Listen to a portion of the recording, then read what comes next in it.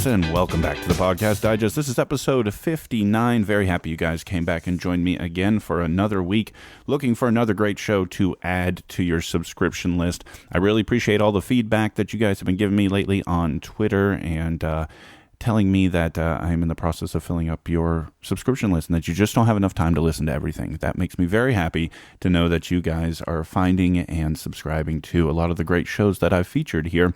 That's what I'm here to do. And if you're enjoying what you're hearing, review in iTunes or Stitcher, guys. It's one of the best ways that you can show that you love what you're hearing. So this week's show is another great one. In fact, I probably can say that I've previewed this conversation several times up to this point. This is my fourth guest from the excellent The Herd collective of podcasts. It began all the way back in episode 36 when I had Vanessa Lowe from Nocturne, episode 40 with Jonathan Hirsch from Arrivals, episode 49 was Rob McGinley-Myers from Anxious Machine, and today, episode 59, I am thrilled to death to welcome Tallys Abecassis from First Day Back. Tally, welcome to the Podcast Digest. Thank you very much. Thrilled to death. Yes.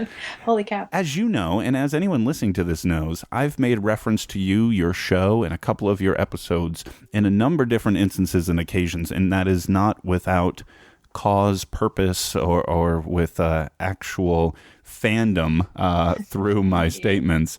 So I'm really happy to talk to you because I'm really happy to know a little bit more about you and your show and hope that the folks will enjoy hearing about that as well. But for anybody who doesn't know you, which would be shocking at this point, tell folks a little bit about yourself and your background, Tally. Okay, myself. I live in Montreal in Quebec, Canada, and I've lived here my whole life. I studied communication studies in university, and I got really interested in documentary film, and I became a filmmaker. So I've done a few documentaries that have aired on television and played a lot of different film festivals. And basically, without really meaning to, I took a few years off after I had my kids. I had two kids, two boys. One of them is 7 and one of them is 4. And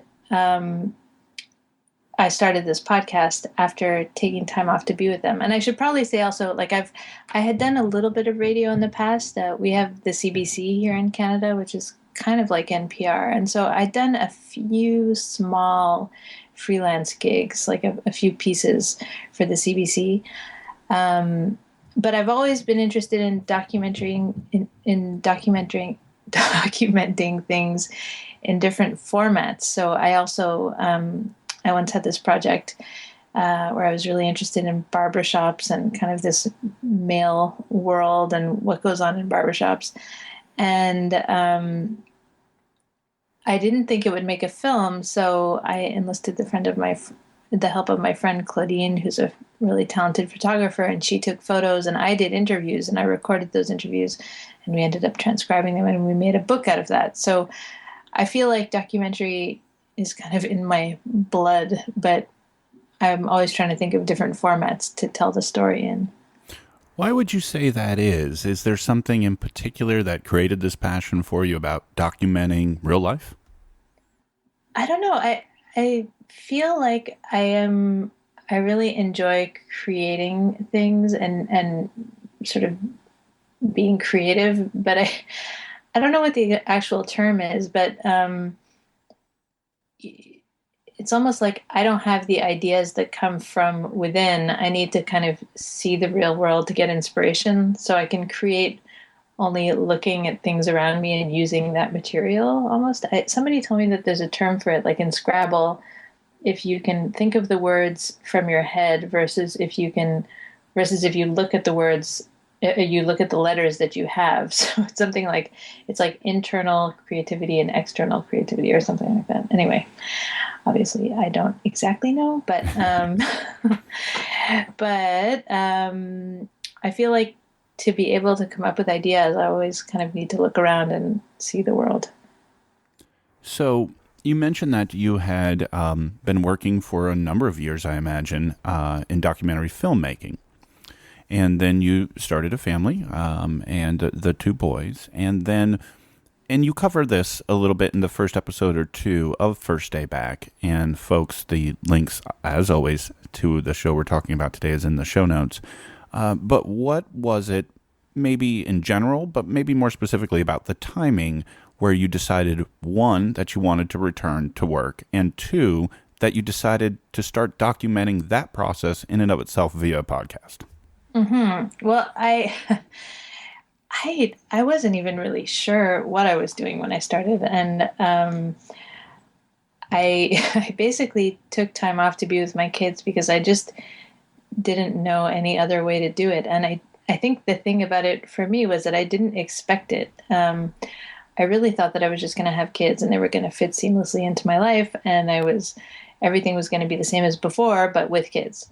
And then I had my first child, and I felt like it just, everything was upside down, and I didn't exactly know how to deal with it. And so I kept pushing off, like, well, I'll get back to work, I'll come up with a project. Because I'm a freelancer, everything is very self-motivated, and you have to come up with an idea and then you have to pitch it. And I sort of didn't have the inspiration at that time. And I just felt like this is where I'm supposed to be right now. And so if you listen to the first episode of the podcast, I feel like it's just the spark of myself starting to want to get back to my old life and wanting to get my career back. And I was really conflicted at first. So I started this podcast mainly because I'd been listening to podcasts in my life. And suddenly it was after listening to Startup, the Alex Blumberg podcast, where he follows himself as he's starting a business. And I was listening to that and I went, wait a minute. He's making a documentary the way I make a documentary. I'd listen to a lot of podcasts that were either two people sitting in a studio talking or This American Life, which just seemed like kind of out of reach, and like they do this rarefied thing that only they could be possibly doing. But when I heard Alex Blumberg, and he just sounded so human and so normal, and I'm not a person who's interested in business, but I was hooked on his story, and I felt like he's just walking around with a microphone. I could do that. And so I was looking for a story to document initially. I thought, like, okay, well, why don't I do a documentary podcast? And a friend of mine was trying to buy this plot of land because she was maybe going to start a farm. And I thought, okay, well, maybe I can follow her. She tries to get this farm off the ground, and then that fell through. And finally, I had this idea for a project, and so I pitched this documentary film, and I thought, well, wait a minute, that's kind of like what Alex Blumberg is doing. He's following the building of his business. I can follow the building of this film and getting my career back. And to be honest, I hadn't really thought through that well, what the rest of the episodes were going to be like. And it was only after starting that I went like, oh my God, what am I going to do with this? And also, the first day you have 8 downloads, and then the second day you have 30 downloads, and then it starts to build and build. And then you're like, oh my God, people are actually listening to this. So suddenly I kind of went, okay, what am I doing? And I just kept going, but yeah, that's where it came from. So listening to Alex Blumberg and Startup, and as I did, and so many people have, it was obviously a great show, and they've moved on to feature new companies, and I believe they're working on a season 3 and 4, if I recall correctly. One of the things that listening to that show does, that even if you're not necessarily in a business field, or you're interested in starting your own business, just the story itself ends up amplifying a lot of other elements that people could glom onto, in the sense of getting your hopes up, investing in something fully, working hard towards a particular goal. And so there's a relatability, I think, to anyone who does take a listen to it. When you use that as sort of a jumping off point, and what you ultimately ended up putting together with First Day Back, was there a cognizance at a point where that there was any number of elements of relatability that you may be able to suss out and have people relate to in terms of returning to the workforce, being a parent, trying to get back to a certain level of professional establishment that you once had? What was that recognition there when you started? Um, I wouldn't say it was there when I first. I mean, I kind of felt like, okay, well, if you're a parent, you'll relate on some level for sure. But since then, I've heard from so many different kinds of people who say that they relate for different reasons that I've and sometimes those reasons are so hard to predict. A lot of people will say they're creative people, so they relate to that struggle. Sort of, where does creativity fit into your life?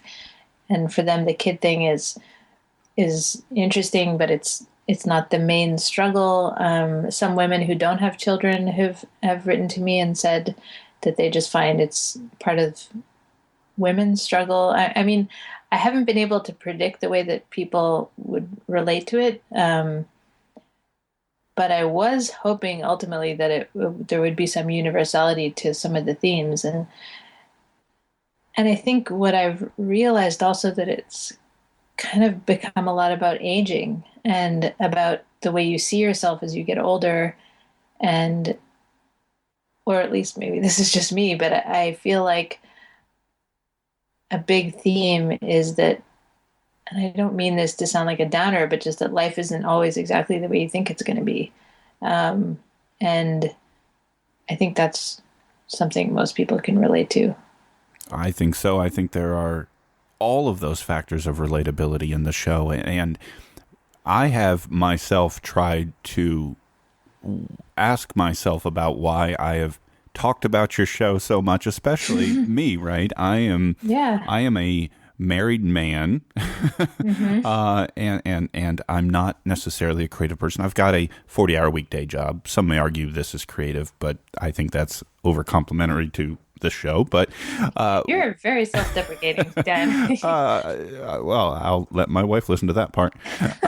But I think what it is that there is a relatability, right? I was raised by a single mother, and what was ironic enough about it was my brother and me. Right. So I hear that in a lot of the things you were talking about in terms of moving from a primarily, stay-at-home mom role back into the workforce. So I hear that. When I married my wife, I married into 3 stepkids, my kids now. And so I think about her before I came along. And so there's this unending relatability. And I think that's just for my own personal situation. I can't help but think that a lot of the people you've heard from, Tally, are finding that relatability in some way, shape, or form, in the aspect of what I've mentioned, but what you've mentioned, and probably even some others. Yeah. Because another one that comes up a lot is freelancers. Like, people write to me and say that they don't have kids, but they're a freelancer, and so they relate to the hustling aspect of things, or the feeling that your career is never really secure. You're never really on a career path. So yeah, I mean, I think that it can come from many angles. The relatability factor. So scrolling through the episode list, there are 9 episodes, folks, in season 1. I highly encourage you to check out all of them. Start from the beginning, because it is that documentary style where it is sort of serialized, and you'll get much more out of it. Yes. Starting from the beginning. I always worry that people jump in the middle and be like, what the heck is going on here? And it looks like, on average, you were somewhere around 3 to 4 weeks per episode. During this process, somewhere in that ballpark, during this process, is there a time when you realize that a lot of these chords that we just described that were being struck from the feedback from listeners, when did you realize that you may be onto something that has such bigger and broader appeal than maybe you originally realized? When did I realize that? I don't. Sometimes I've kind of been going along, and when I realized it, when it had the biggest impact on me was actually with episode 9, and don't want to ruin it for people. I won't say anything about the story for people who haven't heard it, but what I can say is that, there was a closing to episode 9, in that I said, okay, well, we're going to close out with this story and move on to another story. And after that, I got so many emails from people and really heartfelt, like long explanations of their life and what this podcast has meant to them. And please don't stop. And I got a lot of like, please don't stop telling your story, which I felt kind of like, oh, uh-oh. But it was really after that. I really did not expect to have such passionate listeners. Along the way, people have reached out and they've said like, oh, I really connect with this. Thanks so much for doing this. But the sort of really passionate emails of like, please don't stop. And people are tweeting at me like, no, don't stop. Somebody wrote, I wish I could erase my memory and start all over again or something. And I mean, these are great. They're so touching to me, but I think that's really when it hit home. What does that feel like to get that kind of feedback? It was really moving. And I mean, I'm not laughing because I'm taking it lightly. I'm laughing because I generally laugh when I'm nervous. It felt pretty amazing.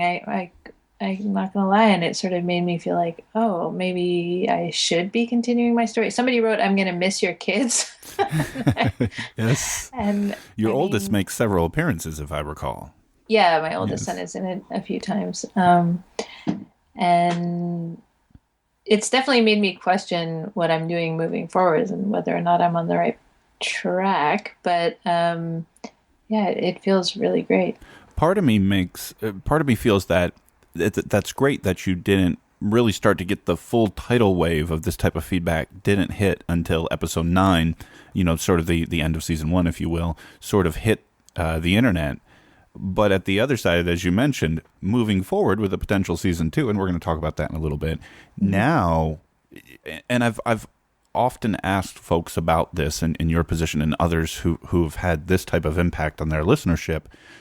Do you feel sort of a pressure now moving forward to continue to deliver on the level you have or maybe even raise it further?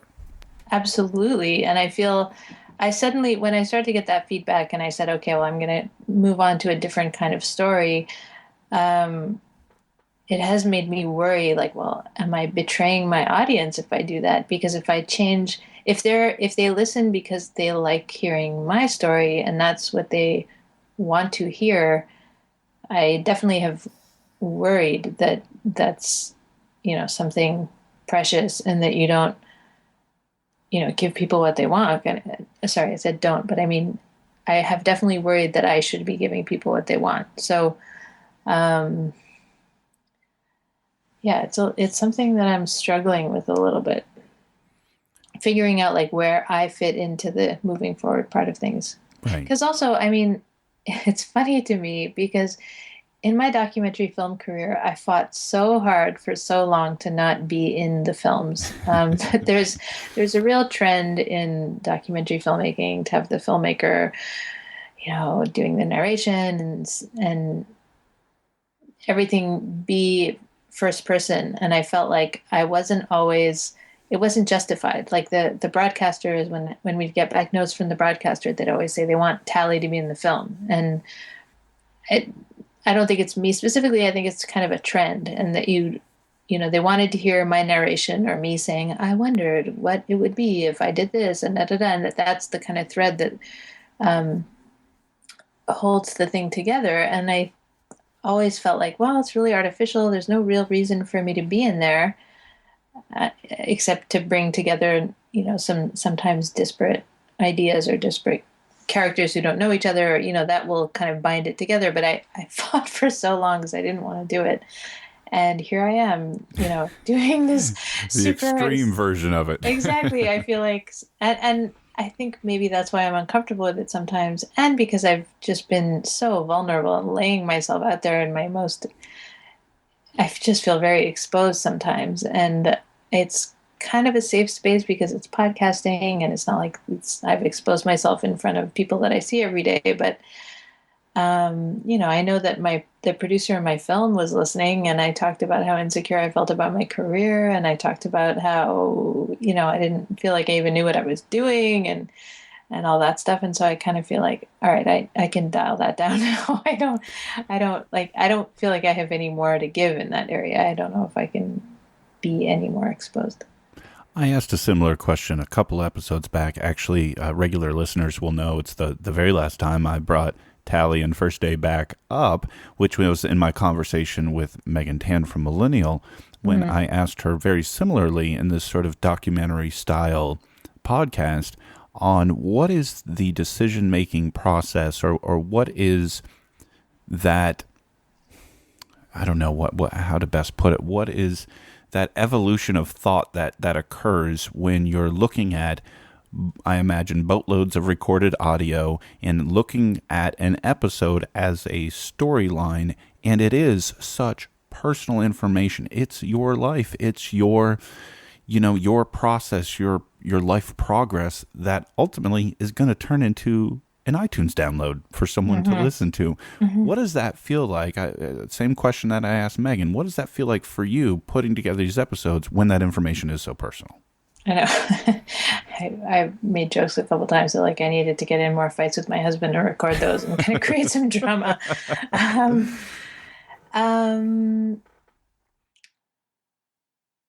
For me, I mean, the parts that I'll tell you that when I see people and they say they listened, I feel really shy, because that does happen. I have a pretty solid listenership at my son's elementary school. Among the parents, at pickup every day, I've learned, I like to kind of go in and out now, not linger too much. What happened? Did your son put up flyers and say, "Hey, I'm in this episode of my mom's podcast"? No. How did the whole elementary school find out? Well, because I know some of them on Facebook, and then people shared it, and then people talk about it, and it's kind of like that. Wow. So I do see a lot of people who listen, and I don't think that's the case for everybody, and I don't know if it's the case for Megan Tan, but that's when I feel the most shy. Or when I spoke with my producer and he was like, "Yeah, I've been listening," and I was like, "Oh, I didn't actually think you were listening." So it feels strange. I can't lie. It feels strange to me, and I'm not a super private person, and I'm pretty extroverted. But my husband is pretty private, and he's not even on Facebook. Which we were joking the other day, the only people who are not on Facebook are over 90 or axe murderers. And some of the axe murderers are on Facebook. And to be clear, he's neither. No, so far. But it feels strange. I don't really have any other words for it, but it feels weird. I can imagine the concept with the other parents has got to be like, you know so much about me and I barely know you, and this is weird. Exactly. Okay, that's actually true. And that's actually what also happens a lot in emails. But when it's emails, you can kind of handle it. But definitely when it face to face, it feels strange because I know that they know so much about me and my insecurities and my inner thoughts. And so they feel sometimes a need to share stuff about themselves, or sometimes they don't, or sometimes they ask me about things that I feel like, oh, I didn't necessarily want to have to talk about it all the time. You would have never normally had that conversation. Yeah, or at that moment, or with that person. So it's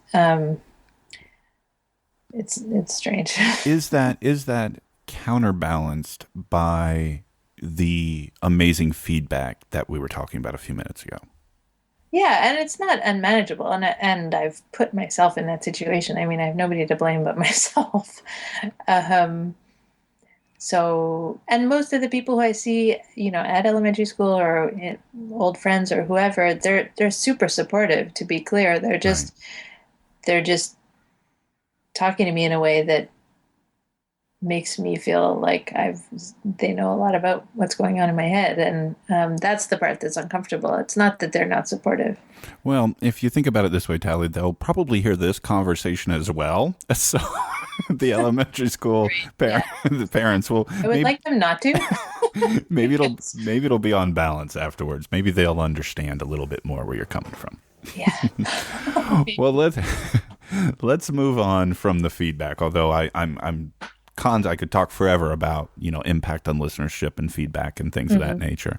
Actually, before I do, this will be a perfect time to talk about episode 8, because it is one I've made allusion to on several different occasions, and one that I want to make my own correction, because folks who had listened to the podcast digest in the past have heard me reference episode 8 entitled Your Stories from First Day Back in Tally as an extra long episode, and it's actually not. It actually fits with her general length. That's one of the reasons I think this is a show that you could plow through in just a couple of hours in an afternoon. All 9 episodes are somewhere around that 20-minute mark, including the one I mistakenly said was longer.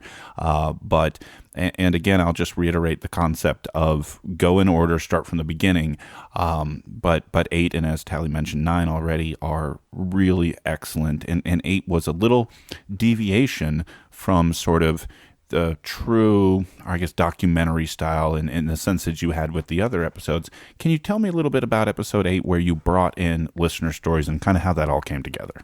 Yeah, well, actually, now that you mention it, I sort of, what happened after episode 7 was kind of almost like what I described after episode 9. After episode 7, I was really struggling with something that happened for this film project, and I felt really down, and I talked about that, and I talked about how insecure I felt, and the fact that I'm getting older, and that there are other people out there who are kind of go-getters, and they know what they want. But I just felt, I don't want to go through the whole thing again, but No. I just talked a lot about my insecurity. And what happened after that is I got a tidal wave of emails from people telling me that they felt the same way and that it really hit a nerve. And so I put it out to some of them, and I said, well, would you share some of your story and record it for me? And I put it on Twitter, I think, and on Facebook, saying, if you're interested, record some material for me. And I sent people guidelines in the end, because I felt like people had a lot of questions. And so I sent instructions on how to record, and some questions to structure their thoughts around, so that I would at least be able to edit it in some way, because I was wondering how it was all going to come together. And it was actually really hard to put together, because people sent me also a lot of material. Some people sent me themselves talking for like 30 minutes. And So it could have been a long episode. It could have been a long episode. Maybe that's what I was thinking.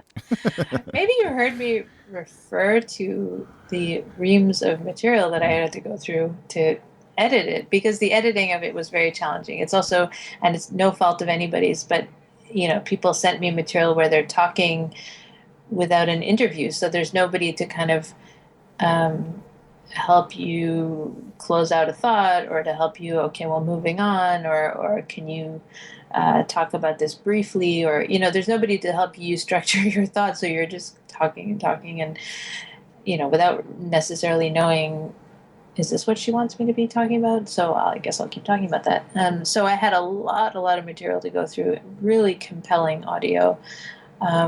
A lot of people got really emotional, and I didn't even include all those moments, because they didn't always, you kind of can have people crying out one after the other. And so, I edited it together and into other people's stories of where they're at in their career struggles. And that's it.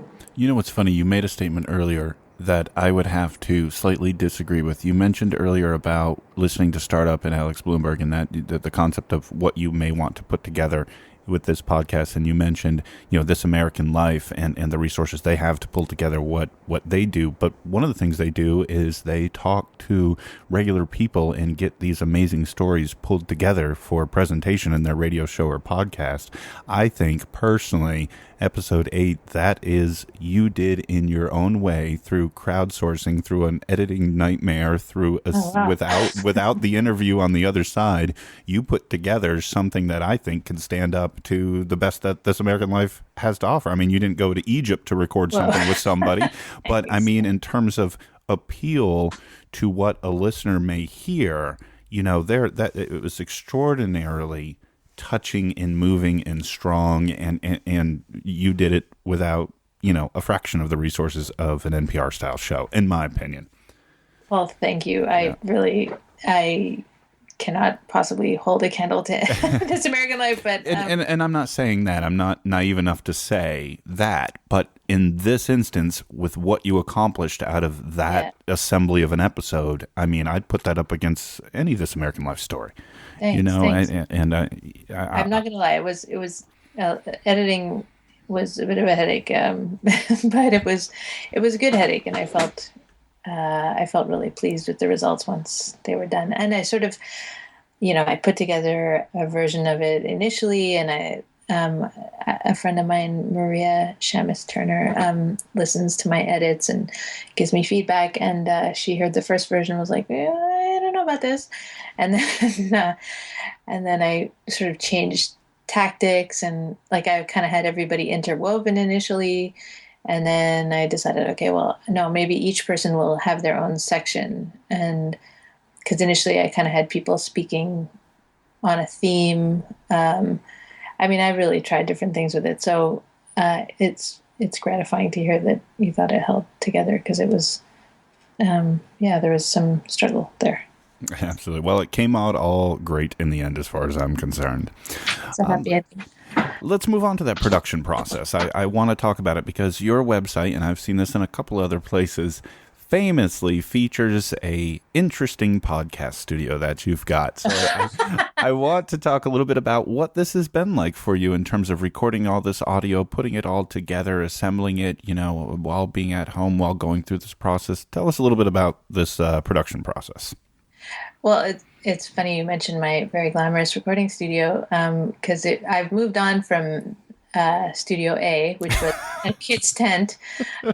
Studio A, I love it. That's a great name for it. It was my kids' play tent, and I put all these blankets on top of it and set up my laptop on a stool, and it was this whole system that I had set up, and it took up a lot of room, and I kept having to disassemble the tent and reassemble the tent. And now I basically sit in my other son's closet, which is, the size of a thimble. It's not even a closet. It's like a half closet. So that's Studio B. But I heard Megan Tan's interview, and I heard her process, and I was so impressed with how organized she is, because I am not as organized as that. I think I record less than her, but I don't record everything in my life, and that sometimes is a mistake, and sometimes I think, I wish I had recorded that. So I think that her system of recording almost everything is smart in that way. But I've been pretty targeted, where I think, okay, this is going to be something I should bring my recorder to, or just a meeting with a friend, or for example, in some of the earlier episodes, I interviewed some friends, and those are friends that I knew had strong opinions. So I set up a meeting to talk to them about certain things. But very often, it's hard to have a conversation with anybody that's under 20 minutes, really. So a 20-minute interview will probably never be longer than 4 minutes in the podcast. So I basically listen to it a bunch of times, write some notes. Sometimes I transcribe it, but not always. And then I make a short version of it with the highlights. And I do that for the different elements that are going to be in each segment. And then I structure it on paper, and I write some narration, and I pretty much, then I record narration, and then I try to plug in the interviews, and then I listen to the whole thing, and then I see what's not working. And it's from there, just shaving things down and restructuring things. And it's I don't want to say dark. It's just, it's like you're really in it. Like you're in a tunnel when you're in it. But when you come out of the tunnel, it can feel so satisfying when it all works. Yeah, but I'm not, it's not always the same way. Like that episode, the episode 8, was it 8? What did we just say it was? The Right. one with 8. your Yeah. stories? Yeah, Yes. 8 was, obviously not the same process. Right. And although 6 was the one where I went looking for my elementary school teacher. And that one, no, it's pretty much the same. Like I don't start doing anything until I have material. I think that some people start to jot down ideas of where they want things to go before they have material. And I need to start getting interviews and recordings. And that's when I know what I can structure around. So is it even fair to ask average hours per episode you spend assembling? Oh my God, you don't want to know. Even put a number on it? It's actually insane. I'm embarrassed about how many hours go into it because it's so many, and people ask sometimes, and I'm afraid to say because then I feel like they're going to be like, "Oh, well, you put that amount of time into anything, it would be fine." Well, I've definitely heard of some outrageous numbers, and Oh, have you? oh yeah. Who puts a lot of editing hours into their show? Please tell me because I want to. Oh, let's see here. Let's go back in some of my previous episodes. I will tell you what. And he just started up his second season. Mike Boudet with Sword and Scale is around around 30 to 40 hours per episode, which is extraordinary. Aaron Mahnke from Lore also puts in a significant amount of time, but with the editing, his full the research, the research, and he writes. What he's reading back is something he's written.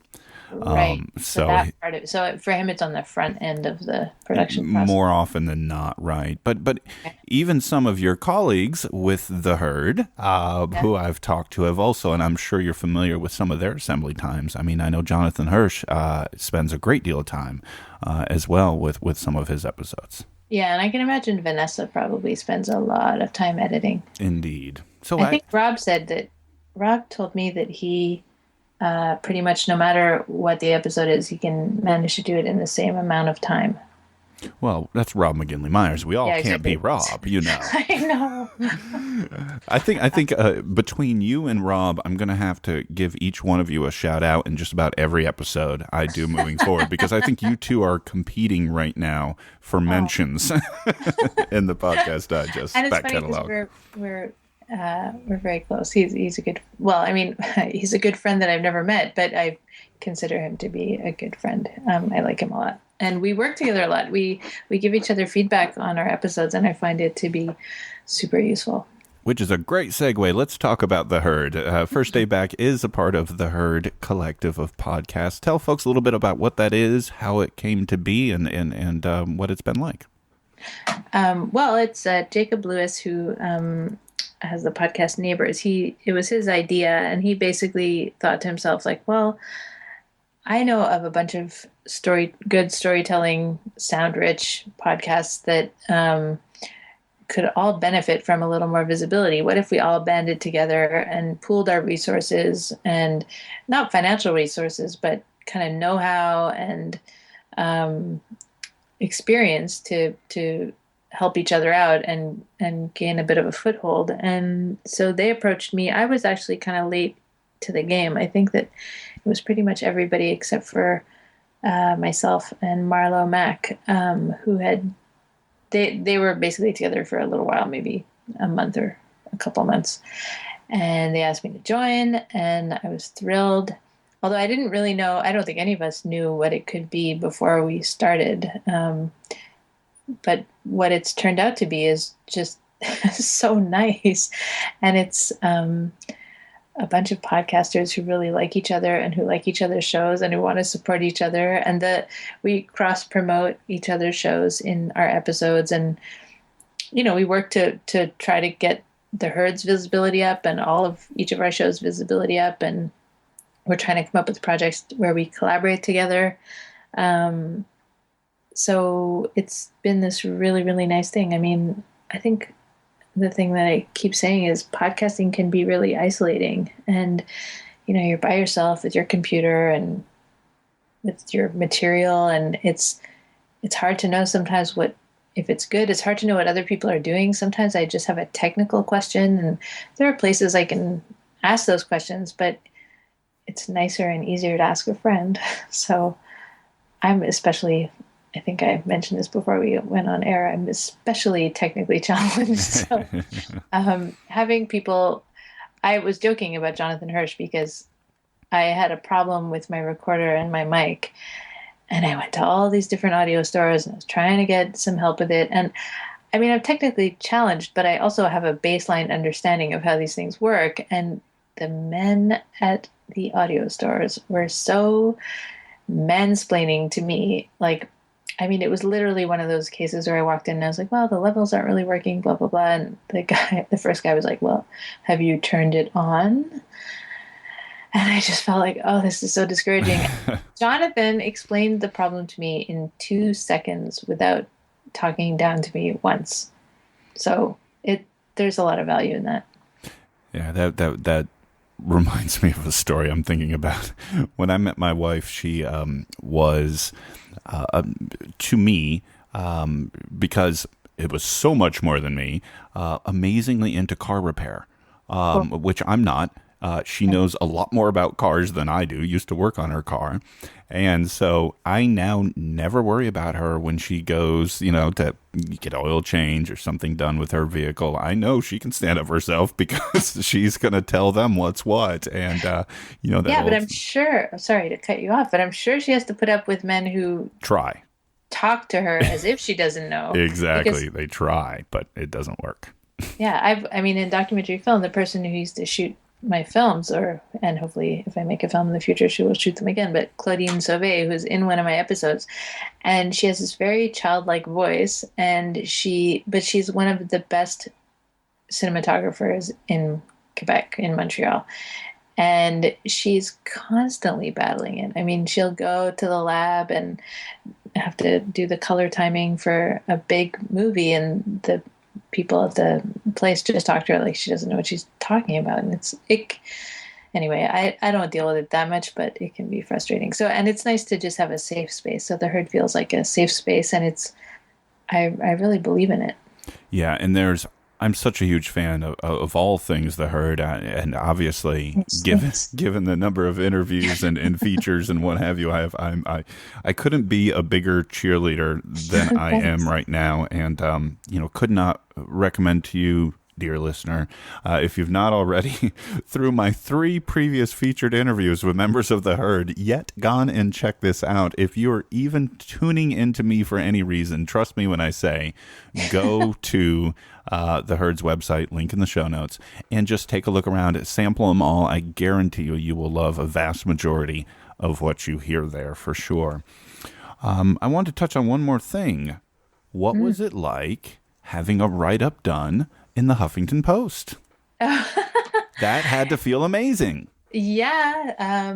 Well, it's actually funny also. So I think I had only done 1 episode, and I got an email from an editor at the Huffington Post in Canada. And she basically said, do you want to blog for us? And so that came out of nowhere. And initially I wrote back, about what? Like, what could I possibly talk about? And then a few friends of mine were like, just say yes, you'll figure it out later. So I've written a couple of blog posts for the Huffington Post Canada just about, maternity leave and being a mom and podcasting. And then the Huffington Post in the US, which is obviously way huger, reached out and said, we'd like to write a profile of your show. And the woman who did it, it was just so smart and nice and wonderful. Jill Capewell. Shout out to Jill Capewell. She is a great writer, and she's super into podcasts. So that was really exciting. And she's also, she doesn't have kids. She's a millennial, and she was super into my show, and so that was really flattering. Yeah, and I stumbled upon that when we was getting prepared for our conversations tonight, and I actually had not previously seen that. And in all my first day back fanhood, I had not come across that article before, and so I was reading through that, and that was what reminded me of Studio A. Yeah. Studio A. Yeah, I like Studio A. I know. So you've mentioned it a couple of times. You I probably did. couldn't fit in Studio A. No, I'm well. And I don't know how many listeners even know this. I'm 6'7", so I You can tell by your probably voice. yeah, I probably couldn't fit in Studio A Yeah. at all. I mean, there are not many people with your voice I who would are I would need a couple of 4 foot Studio 7. A's. Yeah. Yeah, a couple stacked Studio A's. So, Tally, you've mentioned it a couple times, and I did kind of want to just touch on it in broad strokes. You mentioned, and anyone who does work through the 9 episodes of Season 1 will hear at the end of Season 9 that you are starting to work on a Season 2. And so I was just wanted to sort of touch base to hopefully First Day Back listeners that are yearning to hear more from you. Hopefully they are on the other end of the earbuds right now listening. For those folks who maybe haven't heard from you in a few weeks and wondering what's going on, where do you stand at this point? Well, I'm researching. I'm trying to come up with a second season idea. I'm definitely trying to figure out what my place in that is. I'm not, gonna not be a part of it in terms of the voice. But it sort of struck me that this is definitely not something that I had thought of at the beginning, but First Day Back in general is such a rich theme in terms of if you're sort of leaving one world and trying to re-enter your old world. There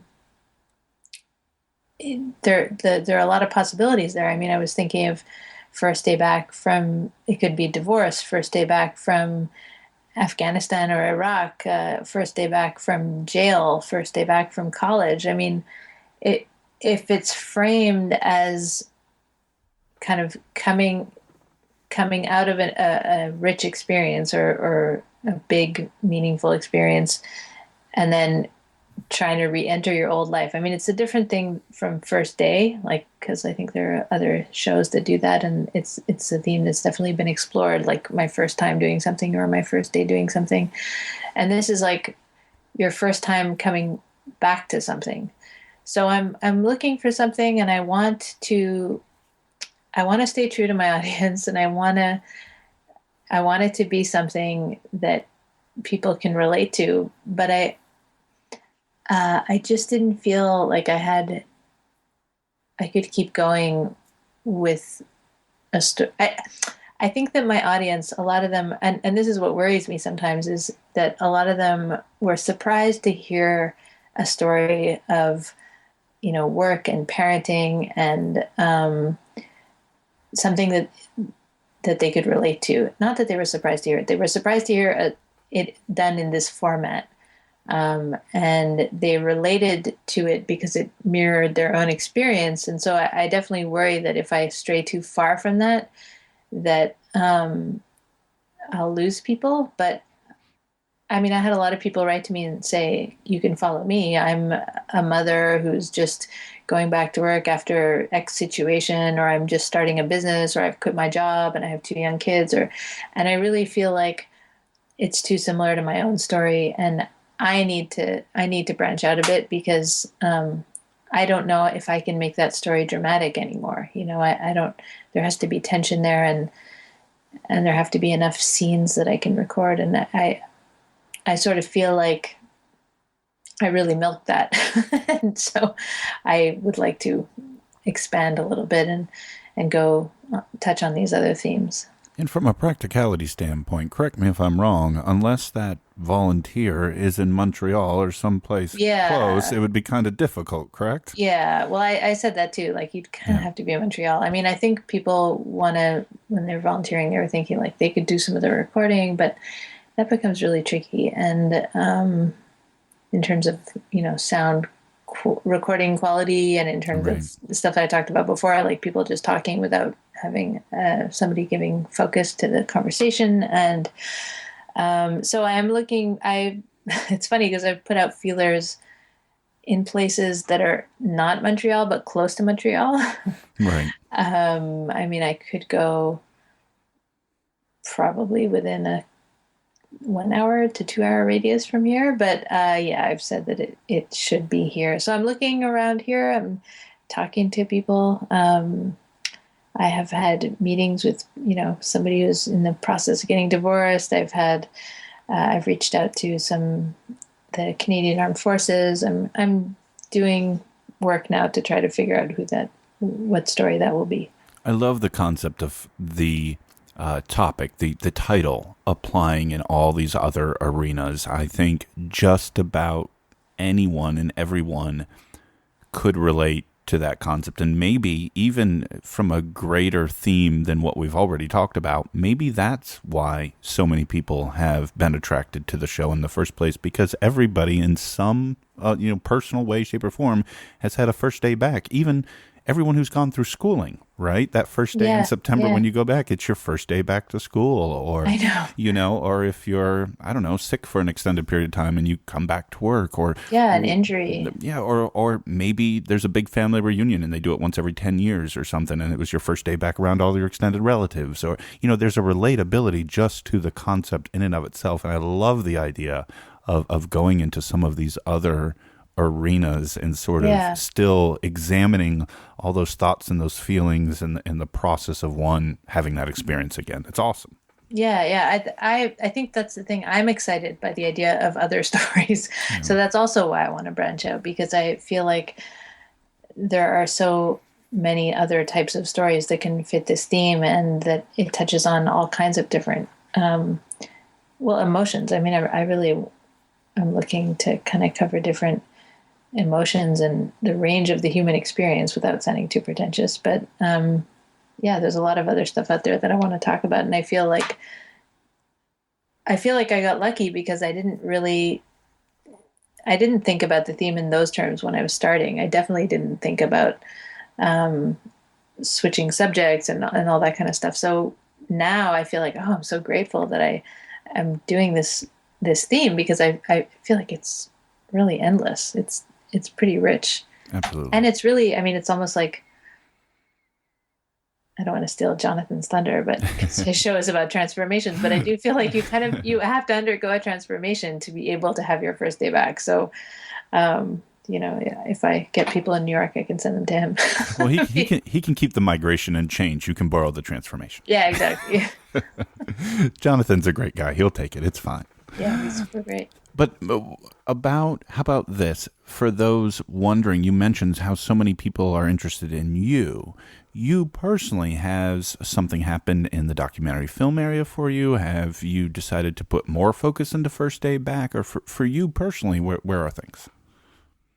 For me personally, I'm fully into this. I'm so into this. I really could not possibly spend more time thinking about First Days Back.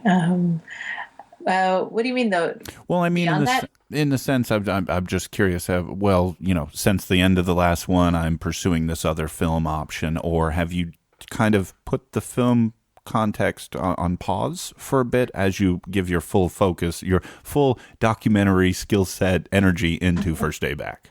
I have put the documentary stuff on pause. It's funny, the person I mentioned before, Claudine Sauvé, who's a cinematographer, she called me the other day with a maybe job in documentary film, and I was really conflicted. And episode 10. Episode 10. I know. You had that thought, didn't you? I did. So I was on the phone with her, and she said, it's really confidential. And I said, could I just record this conversation? And she said, no, I don't feel comfortable, because I told them that I wasn't going to, tell you yet, but I just feel like telling you. And then the funny thing about it was that my kids were being insane in the background. And one of them, basically, they had this remote control car that was supposed to be able to go in water. And they were screaming because they dropped the remote control itself into the bathtub, because they were doing it in the bathtub. And Claudine was talking to me, and she was talking to me about this job. And I was trying to get her to agree to record. And the kids were going mental in the background. And she said, I kind of feel like this would be a perfect conversation to record, just because it is so symptomatic of your life. Yeah. And I said, well, no, actually, maybe we can stop this conversation now, and I can pick it up again when I have a quiet moment. And she went, no, if we're going to record, we need the screaming. But anyway, we didn't get to record it because she just felt like it wasn't, and it ended up falling through. But I felt really conflicted for a moment. But I don't feel at all like I've given up on documentary film. I feel like I've pressed the pause button, right, because I've got this shiny new toy, and I'm super into it. Well, all of us on the receiving end of what you're doing with this new toy are really excited for what will come next, whenever and whatever form that takes. I can speak for all of those listeners that you've heard from, and that will be very excited to see what it is that will be coming out next. Before I let you go, this whole conversation is such an ego boost. I have that effect on people. Listen, Tally, I told people from the beginning, and I tell people on Twitter all the time that are asking me, hey, can I come on your show? I only feature shows that I really, really like, and I'm really, really passionate about, and I really, really want people to listen to. So I do get in a little bit of fanboy mode sometimes and talking to some of you guys that I've been able to have on the show. And has been my promise to my listeners, which is if you come and listen to this, I want to tell you about great stuff. So I get that way sometimes. But before I let you go, Tally, please take as long as you like. Tell everybody about you, First Day Back, where they can find your stuff, website, Twitter, all that fun stuff. There's not that much, but I mean, if you listen in iTunes, it's in iTunes. First Day Back, it's pretty easy. There's a website for the podcast, but there's not much on there other than the actual podcast. So if you listen, I mean, it's on most of the Android apps too, Stitcher and all that stuff. So that's pretty much where you can find it. I'm on Twitter and I always joke, Tally Abecassis. If you can spell that, good luck. Link in the show notes. I think you can search for First Day Back. I think you can search First Day Back and I'll come up. Yeah, I think your name is First Day Back. Your username is at Tally Abecassis. Yeah, exactly. Yeah, and links in the show notes for that as well, folks. Yeah, there was a First Day Back was actually taken as a username, or whichever one is the Tally Abecassis one. There's like a high school band called First Day Back, and they have that Twitter. Wow. And the website is firstdaybackpodcast.com. Yes. All of that. And I really, really encourage people to listen from number one, because I'm quite concerned that if you that's actually something I should sort out on the website, because if you go on the website, it's hard to find number one. So it's in reverse order. Go on iTunes. Yeah, it's in reverse order, folks. The folks listening to this show, we're a pretty smart bunch. They know. If you go to the website, scroll to the bottom. I'm looking at it right now. Getting Back Out There, episode 1. It's just at the bottom. You guys can find it. Oh, you scroll down. See, I told you.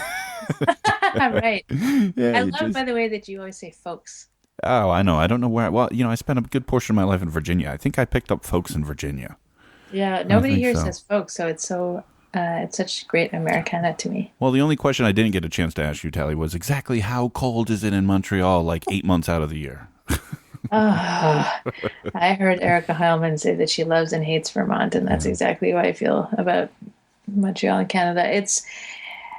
We had a really awful year this year. It gets so cold, I can't even tell you. Your feet and hands hurt from being outside sometimes, and you're in like really big boots. It's terrible. It's really terrible. It's like we're in denial right now because it's September and it's been really gorgeous and warm, but it's like we got to soak it up because hard times are coming. Everybody's got this dread that just know what's coming. There's nothing anyone can do to stop it. No, it's like walking on the train tracks. The train is coming. Yeah, well, it's awful. I'm a native New Yorker, actually, all the way up on the Canadian border. I grew up in a little tiny town called Messina, New York. It was actually a mile from Cornwall, Ontario. So I can appreciate, although I imagine Montreal winters are even worse than what I experienced there. But we did get a good deal of the lake effect snow, so I can appreciate a rough winter.